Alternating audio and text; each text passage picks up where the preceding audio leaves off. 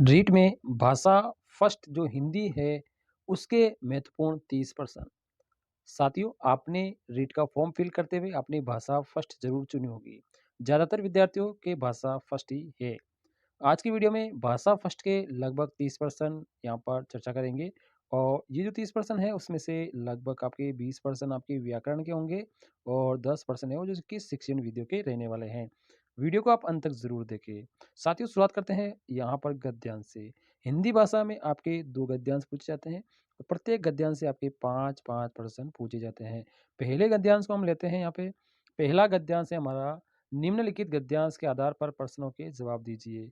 तो आपको इस गद्यांश को सावधानी पूर्वक पूरे को आपको पढ़ लेना है और इस गद्यांश को थोड़ा-सा समझ के ज़रूर पढ़ें साथियों, ताकि आप प्रश्नों के जवाब आसानी से दे सकें। तो यहाँ पर आपने गद्यांश पूरा पढ़ लिया है, अब आपके जवाब देना शुरू करेंगे। प्रश्न है हमारा कि दो मनुष्य एक ही विचार रखते हैं, रेखांकित शब्द का विपरीत अर्थ शब्द आपको चुनना है। तो यहाँ पर हमारा रेखांकित शब्द साथियों मनुष्य हैं और मनुष्य का विलोम यानी विपरीत का मतलब होता है विलोम। तो मनुष्य का जो विलोम है ना वो आपका पशु होता है। मनुष्य का विलोम क्या होता है? पशु होता है। अगर दानव की बात करते हैं तो ये आपके मानव का विलोम होता है। किसका विलोम? मानव का विलोम होता है। अगर हम धनुज की बात करते हैं तो धनुज जो है वो मनुज का विलोम होता है। किसका विलोम होता है? मनोज का विलोम होता है। साथ ही अगर हम दुरात्मा की बात करते हैं, तो दुरात्मा है वो महात्मा का विलोम होता है। यानी जो महात्मा है उसका विलोम क्या होता है? दुरात्मा होता है। तो यहाँ पे मनुष्य का जो विपरीत है वो आपका पशु रहने वाला। आपका बी ऑप्शन इसमें बिल्कुल करेक्ट रहेगा। सवाल दूसरा है यहाँ पे क्वेश्चन नंबर 32। सत्य का तद्भव आपको छाँटना है। तो सत्य एक क्या है? तत्सम शब्द है, इसका तद्भव आपको देखना है। तो सत्य का जो तद्भव होता है वो आपका सच होता है। क्या होता है? सच होता है। और यहाँ पर आपका ऑप्शन है वो ए ही बिल्कुल राइट रहेगा। सच एक क्या है? तद्भव शब्द है। तो यहाँ पर अगर हम सच्चा की बात करते हैं, सच्चा तो क्या एक विशेषण शब्द है। क्या है? विशेषण शब्द है। तो और अगर ढाँचा है तो ढाँचा का आपको देख लेंगे साँचा होता है, ठीक है? तो हमारा तो सत्य का आपको तद्भव पूछा है तो आपका सच बिल्कुल राइट हो जाएगा। साथियों, अगले सवाल की बात करते हैं। व्यक्ति में अगर आप इक प्रत्यय जोड़ देते हैं तो कौन-सा शब्द बनेगा? साथियों, सभी को पता है कि इक प्रत्यय कहाँ जुड़ता है। यानी एक शब्द के अगर सामने जुड़ता है तो उपसर्ग कहलाता है, पीछे की तरफ जुड़ेगा तो प्रत्यय कहलाता है। तो यहाँ पर जो व्यक्ति है, जो व्यक्ति शब्द है, उस अगर व्यक्ति शब्द के अंदर हम इक प्रत्यय जोड़ देते हैं, अगर इक प्रत्यय अगर हम जोड़ देते हैं, तो ये जो शब्द है वो बनता है व्यक्तिक। क्या बन जाता है? व्यक्तिक। यानी ये से व्यक्तिक, ठीक है? ये इस वाला शब्द बनेगा। तो ये जो तीसरा ऑप्शन है बिल्कुल इसका राइट रहेगा, व्यक्तिक। इसमें ही इक प्रत्यय है, ठीक है? व्यक्ति प्लस इक। तो ये आपका तीसरा ऑप्शन इसमें बिल्कुल राइट रहेगा। अगला सवाल है, निम्नलिखित में से जातिवाचक जो संज्ञा है उसका कौन-सा उदाहरण है, जो जाति का बोध कराता है, ठीक है? राष्ट्र, मानव, समाज, उपयुक्त सभी। देखो ये तीनों ही चीज़ें हैं ना, ये जाति का बोध कराती है, ठीक है? समाज है, जातिवाचक संज्ञा है और इसका अगर हम दूसरा शब्द बोलते हैं तो सामाजिकता बन जाता है। क्या बन जाता है? सामाजिकता बनता है, ठीक है? जो कि क्या होता है? सामाजिकता, ये एक क्या होता है? भाववाचक संज्ञा बन जाता है। अगर हम राष्ट्र की बात करते हैं, तो राष्ट्र क्या है? एक जातिवाचक है और अगर हम इसका दूसरा बनाते हैं, तो आप इसकी राष्ट्रीयता बना सकते हैं, ठीक है? तो राष्ट्रीयता जो शब्द है, वो आपका क्या है? एक भाववाचक शब्द है, ठीक है? और मानव यानी मानवता हो जाएगा भाववाचक। तो आपका इसमें उपयुक्त सभी रहेगा। ये सभी क्या है? जातिवाचक शब्द है। अगला सवाल है, कुछ बातों में अपना अलग-अलग जीवन भी बिताए, परंतु सारे मनुष्य समाज। यहाँ पे रेखांकित जो पद है, आपका रेखांकित पद है परंतु, तो ये क्या चीज़ है? ये कैसा अवयव है? ठीक है? क्रिया विशेषण है, समुच्चय बोधक है, संबंध बोधक है या विस्मया बोधक है? तो यहाँ पर ये जो किंतु, परंतु शब्द होते हैं, ये हमेशा क्या होते हैं? ये समुच्चय बोधक होते हैं। क्या होते हैं? समुच्चय बोधक होते हैं। तो यहाँ पर अगर हम किंतु की बात करते हैं, इसके अलावा अगर अब दूसरा शब्द जैसे ताकि आ जाता है बीच में, तो भी क्या होता है? ये समुच्चय बोधक है। इसके अलावा हमारा अगर अवम आ जाता है, इसलिए आ जाता है, ठीक है? तो ये जो सारे शब्द हैं, ये हमेशा क्या होते हैं?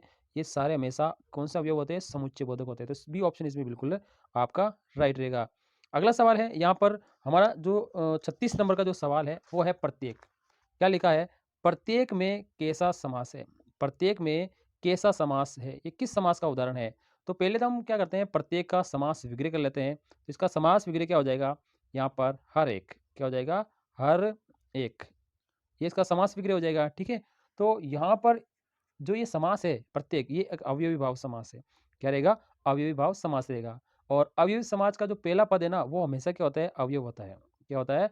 हमेशा पहला जो पद है वो हमेशा क्या होता है? अवयव होता है। तो यहाँ पे इसका जो पहला पद है ये क्या है? अवयव है। तो ये अवयवी भाव समास कहलाएगा। साथियों, प्रश्न कैसे हैं? चैनल को लाइक सब्सक्राइब जरूर कीजिए ताकि इस तरह के और वीडियो आपके सामने आते रहेंगे। 37वां सवाल है, जो दूसरों की बात सहन कर सकता हो, उक्त वाक्यांश के लिए आपको एक उचित शब्द देखना है। जो दूसरों की बात सहन कर सकता है वो कैसा वाक्यांश है, आपको यहाँ पर क्या है? चुनना है। तो यहाँ पर जो दूसरों की बात सहन कर सकता है वो सहिष्णु होता है। क्या होता है? सहिष्णु होता है। ठीक है। अब हम सार्वभौमिक की बात कर लेते हैं। सार्वभौमिक किसे कहते हैं? जो समस्त स्थानों से संबंधित होता है वो आपका सार्वभौमिक कहलाता है। सदाचारी की बात करते हैं। सदाचारी के लिए एक शब्द है, तो अच्छा आचरण करने वाला क्या होता है? सदाचारी होता है। ठीक है। तो इसका आपको सी ऑप्शन इसमें बिल्कुल करेक्ट रहेगा। तो यहाँ पर एक गद्यांश से आपके लगभग 5 प्रश्न पूछे गए हैं। अब यहाँ पर दूसरा गद्यांश है, उसमें से लगभग आपको 5 प्रश्नों के जवाब देने हैं। तो आपको पहले इस गद्यांश को सावधानी पूर्वक पढ़ लेना है साथियों। उसके बाद में इस पे जो आधारित जो सवाल हैं उसको आपको यहाँ पर रीड करके उनके जवाब देने हैं। तो यहाँ पर 38वां सवाल हम ले रहे हैं। देखो साथियों, आदिम मनुष्य ने अपने आकर्षण और विकर्षण की वस्तुओं के संबंध में क्रियात्मक अभिव्यक्ति के साथ कुछ शाब्दिक अभिव्यक्ति भी की होगी। तो यहाँ पर जो रेखांकित शब्द है उसका क्या अर्थ है? तो रेखांकित इसमें क्या आ रहा है? आकर्षण आ रहा है। ठीक है। तो आकर्षण का अर्थ इसमें से कौन सा होगा? सुंदर होगा, खिंचाव होगा, खींचने वाला होगा, मनोहर होगा। तो आकर्षण का मतलब क्या होता है? खिंचाव होता है। अपनी तरफ आकर्षित कहते हैं ना, वहाँ आकर्षित कर रहे हैं, तो ये खिंचाव होता है इसका। तो आकर्षित का क्या हो जाएगा? खिंचाव हो जाएगा। ठीक है। ये बिल्कुल इसका करेक्ट आंसर रहेगा। अगला शब्द है यहाँ पे सृष्टि शब्द का एक वचन आपको देखना है। कैसा शब्द है सृष्टि? ठीक है। सृष्टि एक स्त्रीलिंग शब्द है। कैसा शब्द है ये? एक साथियों स्त्रीलिंग शब्द है। और इस स्त्रीलिंग शब्द का आपको वचन बताना है। तो ये सदैव एक वचन रहता है। सृष्टि एक वचन शब्द है यहाँ पे। और सृष्टि का अर्थ आप जानते हैं क्या होता है? जगत होता है। ठीक है। सृष्टि का मतलब क्या होता है? जगत होता है। सवाल की तरफ चलते हैं। भाषा की उत्पत्ति भी आत्म अभिव्यक्ति के रूप में हुई होगी, उक्त वाक्य में कैसा काल है? तो भाषा की उत्पत्ति भी अभिव्यक्ति के रूप में हुई होगी, होगी लिख रहा है। ठीक है। तो ये भूतकाल की बात हो रही है। कैसा भूतकाल है? सामान्य भूतकाल, आसन भूतकाल, अपूर्ण भूतकाल या संदिग्ध भूतकाल? हुई होगी लिख रहा है, हुई होगी। तो ये एक किस तरह का भूतकाल है? तो ये एक संदिग्ध भूतकाल है। क्या है? संदिग्ध भूतकाल है। हुई होगी तो एक संदिग्ध बात आ रही है। ठीक है। तो जिसमें व्यापार की समाप्ति में संदेह प्रकट हो रहा है। ठीक है। तो उसे हम क्या कहते हैं? संदिग्ध भूतकाल कहते हैं। जिससे गाँव में वर्षा हुई होगी। ठीक है। आज रहीम स्कूल आया होगा। तो यहाँ पर इस तरह का शब्द होता है, वो आपका संदिग्ध भूतकाल की श्रेणी में आता है। साथियों, अगला सवाल है, उसी के द्वारा मनुष्य समाज में सहकारिता उत्पन्न होती है। इस वाक्य को अपूर्ण भूतकाल में बदलना है तो कैसा वाक्य बनेगा? ठीक है। तो उसी के द्वारा मनुष्य समाज में सहकारिता उत्पन्न हो रही थी। ठीक है। तो यहाँ पर थी लगा दिया तो ये क्या हो गया? अपूर्ण भूतकाल हो गया। तो इसका पहला ही ऑप्शन इसमें बिल्कुल राइट बन रहा है साथियों। तो इसका पहला ऑप्शन इसमें बिल्कुल राइट रह जाएगा। अगला सवाल लेते हैं 42वां। लेखक व कवि के भाव और विचार सामाजिक होते हैं। साथियों, लेखक और कवि के भाव और विचार है वो सामाजिक होते हैं। यहाँ पर जो रेखांकित शब्द है उसका स्त्रीलिंग बताना है। उसका क्या बताना है आपको? स्त्रीलिंग बताना है। तो यहाँ पर रेखांकित है कवि, और कवि का जो स्त्रीलिंग है ना वो कवयित्री होता है। क्या होता है साथियों? कवयित्री होता है। ये इसका स्त्रीलिंग होता है। तो साथियों, इसका कौन सा ऑप्शन में बैठा है ये? तो ये आपका डी ऑप्शन में बिल्कुल कवयित्री आ रहा है। तो यहाँ पर इसका डी ऑप्शन है वो बिल्कुल क्या हो जाएगा? राइट हो जाएगा। साथियों, अगर हम लेखक की बात करते हैं, लेखक अगर अंडरलाइन होता, रेखांकित होता है, तो लेखक क्या होता है? लेखिका होता है। ठीक है। और कवि क्या है? कवि एक वचन है। क्या है? एक वचन है और ये जातिवाचक संज्ञा कही जाएगी। साथियों, अगले सवाल की तरफ देखते हैं। जहां शब्द का राजस्थानी रूप कौन सा है? जहां शब्द है ना उसका राजस्थानी कौन सा है? इसका होता है यहाँ पे साथियों जटा। तो बी ऑप्शन इसमें बिल्कुल क्या हो जाएगा? आपका राइट हो जाएगा। अगला सवाल है साथियों, निम्नलिखित में से कौन सा विकल्प है वो असंगत है? आपको असंगत आपको क्या करना है? बताना साथियों। तो यहाँ पर हम पहला देखते हैं। साहित्य क्या है? पुल्लिंग शब्द है। समाज पुल्लिंग है। वस्तु पुल्लिंग है। साथियों, ये भाषा है ना ये एक स्त्रीलिंग होता है। क्या होता है ये? साथियों, स्त्रीलिंग होता है भाषा। तो ये आपका पुल्लिंग नहीं होगा। तो आपका डी ऑप्शन है ये असंगत है। बाकी साहित्य आपका पुल्लिंग है, समाज पुल्लिंग है, वस्तु भी आपका पुल्लिंग है। तो यहाँ पे डी ऑप्शन है इसमें आपका क्या हो जाएगा? गलत हो जाएगा साथियों। डी ऑप्शन इसमें बिल्कुल राइट रहेगा। अगला सवाल है, सुरेश खाना खाकर सोया, इस वाक्य में विधेय क्या है? ठीक है साथियों, इसमें विधेय क्या है? तो साथियों आपको ये देखना है विधेय और विधेय क्या होता है। तो यहाँ पर वाक्य में जो उद्देश्य क्या होता है? कर्ता होता है। तो कर्ता कौन है इसमें? सुरेश है। ठीक है? के विषय में कुछ कहा गया है। अब सुरेश के बारे में क्या कहा गया है? कहा गया है क्या कहा गया है कि खाना खाकर सो गया। ये आपका विधेय होगा। ठीक है? तो जो कर्ता होता है ना, वो तो होता है उद्देश्य।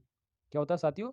वो उद्देश्य होता है और उद्देश्य के बारे में जो बात कही जा रही है, वो आपका क्या होता है? विधेय होता है। तो सी ऑप्शन इसमें बिल्कुल राइट रह जाएगा साथियों। सी ऑप्शन इसमें बिल्कुल करेक्ट रहेगा। सवाल है 46 नंबर सवाल है, आज अंग्रेजी के अध्यापक ने कक्षा नहीं ली। आज अंग्रेजी के अध्यापक ने कक्षा नहीं ली। अर्थ की दृष्टि से ये कैसा वाक्य है साथियों? ये बताना है आपको। अर्थ की दृष्टि से ये कैसा वाक्य है? तो यहाँ पर देखो नहीं ली, विधानवाचक, निषेधवाचक, संकेतवाचक, इच्छावाचक। तो इसका जो राइट आंसर रहेगा साथियों वो रहेगा निषेधवाचक। यानी जिन वाक्यों से किसी कार्य के न होने का बोध होता है, किसी कार्य के न होने का, यानी अंग्रेजी पढ़ाने का काम है वो आज नहीं हुआ है, तो ये क्या है? निषेधवाचक। इसका बिल्कुल करेक्ट आंसर रहेगा। साथियों अगला सवाल है हमारा, निम्नलिखित में से संयुक्त वाक्य कौन सा है? संयुक्त वाक्य ढूंढना है। सूर्य अस्त हो रहा है, छात्र मैदान में क्रिकेट खेल रहे हैं, मोहन ने मेहनत की इसलिए वे सफल हुआ है, अक्षय ने कहा है कि वे मेरा मित्र है। साथियों यहाँ पर इसलिए जो शब्द है ना, ये इन दो शब्द वाक्यांशों को क्या कर रहा है? मिला रहा है। मोहन ने मेहनत की और वह सफल हुआ, इसको कौन जोड़ रहा है? वो इसलिए जोड़ रहा है साथियों, इसलिए जोड़ रहा है। तो यहाँ पर ये कैसा हो जाएगा? संयुक्त वाक्य हो जाएगा साथियों। क्या हो जाएगा? संयुक्त वाक्य। और इसके अलावा अक्षय ने कहा कि वे मेरा मित्र है, तो यहाँ पे जो की है ना, ये इसका डिपेंड इस पर है। ठीक है? तो ये एक मिश्र वाक्य हो जाएगा साथियों। हमारा पूछा है संयुक्त वाक्य, तो इसमें सी ऑप्शन बिल्कुल राइट रहेगा साथियों। अगला सवाल है हमारा 48वां, बंदर छत के ऊपर बैठा है। बंदर छत के ऊपर बैठा है। वाक्य में प्रयुक्त जो पदबंध है, वो कैसा पदबंध है साथियों? सर्वनाम पदबंध है, संख्या पदबंध है, संबंध बोधक पदबंध है, क्रिया है। साथियों यहाँ पे देखो, यहाँ पर सर्वनाम तो नहीं है, संज्ञा भी नहीं है, क्रिया भी नहीं है, संबंध बोधक पदबंध है। क्या है? संबंध, यानी ये संबंध बता रहा है। ठीक है? कि बंदर छत के ऊपर बैठा है, तो ये संबंध बोधक हो जाएगा। ठीक है? तो ये इसका बिल्कुल राइट आंसर रहेगा। के ऊपर के अलावा अगर जैसे सामने शब्द आ जाए, बाहर आ जाए, अलावा आ जाए, अपेक्षा आ जाए, तो इस तरह के शब्द सारे क्या होते हैं? संबंध का बोध कराते हैं। साथियों अगला सवाल मुहावरे का है। यहाँ पे देखो किस विकल्प में मुहावरे का अर्थ असंगत है? कौन सा मुहावरा गलत है? देखो साथियों, रंगा सियार होना, धोखा देने वाला, बिल्कुल राइट है साथियों। धूल फांकना, व्यर्थ भटकना, बिल्कुल साथियों सही है। छठी का दूध आना, बचपन की याद आना, ये बेटे साथियों गलत है। तो छठी का दूध आने याद आने का मतलब है संकट में पिछले सुख की याद आना, सिर पर पैर रखकर भागना, तेजी से भागना, ये भी बिल्कुल राइट आंसर। तो तीसरा ऑप्शन इसमें गलत रहेगा साथियों, ये असंगत है। अगले सवाल की तरफ चलते हैं साथियों, ये एक लोकोक्ति है। इसमें लिखा है केवल बाहरी दिखावा। किस लोकोक्ति का अर्थ है? केवल बाहरी दिखाना। तो तोता गने बाजे, ऊंची पुकान, फीके पकवान, ए आंख एक नहीं कजरोटा 10-10, 8 कनौजिए 9 चूल्हे। तो केवल बाहरी दिखावे का साथियों होता है ऊंची दुकान, फीके पकवान, ये इसका बिल्कुल राइट आंसर रहेगा। तोता चने बाजे गणा, मतलब यहाँ पर कम ज्ञान वाला व्यक्ति भी बातें बढ़ चढ़कर करता है। तो ये साथियों इसका राइट आंसर रहेगा। आंख एक नहीं कजरोटा 10-10, ठीक है? व्यर्थ का आमंत्रण करने वाला, या 8 कनौजिए 9 चूल्हे का मतलब होता है साथियों अलगाव की स्थिति। तो ये एक आपकी लोक होती है। साथियों आगे चलते हैं। अगला सवाल हमारा 51वां है। रिस्क ने इकाई शिक्षण के कितने पद बताए साथियों? तो इकाई शिक्षण आपको पता है साथियों किसने दिए? तो ये इकाई जो शिक्षण है साथियों, ये मॉरिसन ने दी है। किसने दी है साथियों? ये मॉरिसन ने दी है साथियों। और यहाँ पर इकाई शिक्षण में कितने पद बताए हैं? तो यहाँ पे 3 पद बताए साथियों। कितने बताए? 3। 3 कौन-कौन से साथियों? एक है इकाई की प्रस्तावना, दूसरा इकाई का विकास साथियों, और तीसरा आपका इकाई की पूर्ति। तो यहाँ पे इसका उत्तर आपका 3 रह जाएगा। सवाल आपके शिक्षण वीडियो के आने वाले 51 से शुरू हो चुके हैं यहाँ पे और 60 तक आएँगे। अगला सवाल 52वां सवाल है, निम्नलिखित में से किस विधि को भंडारकर विधि भी कहा जाता है साथियों? व्याकरण अनुवाद विधि, सैनिक विधि, प्रत्यक्ष विधि, आगमन विधि। साथियों भंडारकर विधि कही जाती है व्याकरण अनुवाद विधि को। यहाँ पर व्याकरण अनुवाद विधि ही क्या है? भंडारकर विधि है। क्योंकि इस विधि को देने वाले कौन है? गोपाल भंडारकर थे। ठीक है? और ये माध्यमिक स्तर के लिए है साथियों। ये जो सेकेंडरी लेवल पे ये काम करती है। साथियों इसमें भाषा कौशल की दक्षता क्या होती है? प्रदान की जाती है साथियों। अगला सवाल है हमारा यहाँ पे, दैनिक पाठ योजना की रूपरेखा में कौन सा विकल्प नहीं आता है साथियों? विद्यालय का नाम आपको लिखना पड़ता है, पाठ के उद्देश्य आपको लिखने पड़ते हैं, प्रकरण भी आपको लिखने पड़ते हैं, लेकिन कक्षा का वातावरण आपको वहाँ पे नहीं लिखना पड़ता है साथियों। डी ऑप्शन इसमें बिल्कुल करेक्ट रहेगा साथियों। रीट की दृष्टि से ये शिक्षण विधि अति महत्वपूर्ण रहती है साथियों। 10 सवाल है, आप आसानी से इसे 10 में से 10 भी कर सकते हैं साथियों। 54 नंबर का सवाल हमारा आ रहा है साथियों, गद्य शिक्षण की विधि कौन-सी नहीं है? गद्य शिक्षण की विधियों के नाम बताने हैं, तो अर्थकथन विधि है, वो एक गद्य शिक्षण की विधि है साथियों। विश्लेषण विधि है, ये भी गद्य शिक्षण की विधि है साथियों। रसास्वादन जो विधि है साथियों, ये गद्य शिक्षण की नहीं है, ये आपके कविता शिक्षण की विधि है। किसकी विधि है साथियों? कविता शिक्षण की विधि है, ठीक है? और समीक्षा विधि, ये भी गद्य शिक्षण की विधि है साथियों, तो आपका सी ऑप्शन राइट रहेगा। अगर नहीं पूछा आपसे, तो रसास्वादन एक कविता शिक्षण की विधि है साथियों। अगला सवाल है साथियों, यहाँ पर 55 नंबर का इसमें लिखा है, से स्वर वाचन का अभ्यास कराने के लिए सबसे उपयुक्त साधन क्या है? से स्वर वाचन साथियों आप जानते हो क्या होता है? से स्वर वाचन के 2 भेद होते हैं साथियों, 2 भेद होते हैं। एक साथियों होता है व्यक्तिगत, यानी एक व्यक्तिगत बच्चे को से ही बुलाया अगर जा रहा है, तो वो आपका से स्वर कहलाता है, ठीक है? और एक दूसरा होता है सामूहिक, यानी 2 से ज़्यादा बच्चों को लेकर ही ये कराया अगर जाता है, तो ये आपका साथियों सामूहिक कहलाता है। तो व्यक्तिगत और सामूहिक 2 तरह के ये वाचन हैं, जो कि से स्वर वाचन आपके कहे जाएँगे। अब यहाँ पर ये पूछा है कि भेद होते हैं, एक व्यक्तिगत होता है और एक सामूहिक होता है। साथियों यहाँ पे पूछा है से स्वर वाचन का जो अभ्यास कराने के लिए सबसे उपयुक्त क्या साधन है? तो से स्वर वाचन में जो व्यक्तिगत वाचन होता है, वो फिर 2 प्रकार का होता है, ठीक है? तो वो एक तो होता है आदर्श वाचन, ठीक है? एक होता है साथियों, एक होता है आदर्श वाचन, जो कि किसके द्वारा किया जाता है? शिक्षक के द्वारा किया जाता है, और एक होता है साथियों अनुकरण वाचन, जो कि किसके द्वारा किया जाता है साथियों? छात्रों के द्वारा किया जाता है। तो यहाँ पे पूछा है सहज और वाचन का अभ्यास कराने के लिए सबसे उपयुक्त साधन कौन-सा है? तो यहाँ पर साथियों आपका बी ऑप्शन बिल्कुल राइट रहेगा, आदर्श वाचन। आदर्श वाचन ही सबसे रहेगा, क्योंकि अगर टीचर बोलेगा तभी छात्र स्पष्ट रूप से उसे सीख पाएगा। अगला सवाल है साथियों, आत्मीकरण के पश्चात अर्थ ग्रहण करने की सहायता की दृष्टि से कौन-सा वाचन है उपयुक्त रहता है? आत्मीकरण के बाद अर्थ ग्रहण की दृष्टि से संवेद वाचन, अनुकरण वाचन, मौन वाचन, आदर्श वाचन। अगर आप अर्थ ग्रहण करने की दृष्टि से अगर किसी से को पढ़ रहे हैं, तो वो हमारा मौन वाचन कहलाता है साथियों। मौन वाचन आपका अर्थ ग्रहण की दृष्टि से रहता है साथियों। इसमें बिल्कुल आपका सी ऑप्शन बिल्कुल राइट रहेगा। अगला सवाल है साथियों 57वां यहाँ पे, भाषाई कौशल जैसे श्रवण, पठन, उच्चारण, लेखन का जो विकास है, वो किस कक्षा तक पूर्ण हो जाना चाहिए साथियों? तो भाषाई 4 कौशल होते हैं आपके एल, एस, आर, डब्ल्यू, यानी लिसनिंग, स्पीकिंग, रीडिंग और राइटिंग। ये चारों 5वीं कक्षा तक राइट हो जाने चाहिए साथियों। 5वीं कक्षा तक ये बिल्कुल बस बच्चा सीख जाना चाहिए। ये चारों भाषाई कौशल का स्वाभाविक क्रम और वैज्ञानिक क्रम यही है साथियों, ये आपको बिल्कुल याद रखना है। अगला सवाल है साथियों, जिस मूल्यांकन पर मूल्यांकनकर्ता के विचारों का प्रभाव नहीं पड़ता है, वो मूल्यांकन की कौन-सी विधि है? तो जिस पर मूल्यांकनकर्ता का कोई भी प्रभाव नहीं पड़ता है साथियों विचारों का, तो वो हमेशा वस्तुनिष्ठ मूल्यांकन कहलाता है। क्या कहलाता है? वस्तुनिष्ठ मूल्यांकन कहलाता है साथियों। ये आपको बिल्कुल याद रखना है। इसका इस ऑप्शन बिल्कुल ये राइट रहेगा। साथियों अगला सवाल है यहाँ पे 59 नंबर सवाल है, सतत और समग्र मूल्यांकन प्रणाली का उद्देश्य क्या होता है साथियों? सीसीई का मूल्यांकन प्रणाली क्या होता है? विद्यार्थियों में रटने की प्रवृत्ति को रोकना साथियों बिल्कुल सही है। छात्रों में परीक्षा संबंधी तनाव को दूर करना बिल्कुल सही है साथियों। छात्रों में विषय वस्तु के संबंध में अधिक सूझ और समझ विकसित करना साथियों ये भी बिल्कुल सही है। इसमें उपयुक्त सभी आपका बिल्कुल राइट रहेगा साथियों।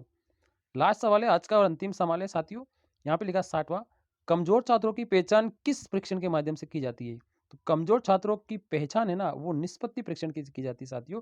निष्पत्ति परीक्षण से आप कमजोर छात्रों की पहचान कर सकते हैं। तो यहाँ पर निदानात्मक और उपचारात्मक इन दोनों परीक्षण के बाद में यहाँ पर निष्पत्ति परीक्षण से ये ज्ञात होता है कि जो विद्यार्थी है वो किस में कमजोर है। तो उपचारात्मक शिक्षण के माध्यम से उसमें क्या गया सुधार किया जाता है साथियों। निष्पत्ति परीक्षण करना बेहद जरूरी है। तो साथियों ये रीट के लेवल 1 और लेवल 2 दोनों के लिए हिंदी शिक्षण के लगभग 30 सवाल थे। साथियों कैसे लगा वीडियो को लाइक शेयर जरूर करें, चैनल सब्सक्राइब करें। थैंक यू, धन्यवाद।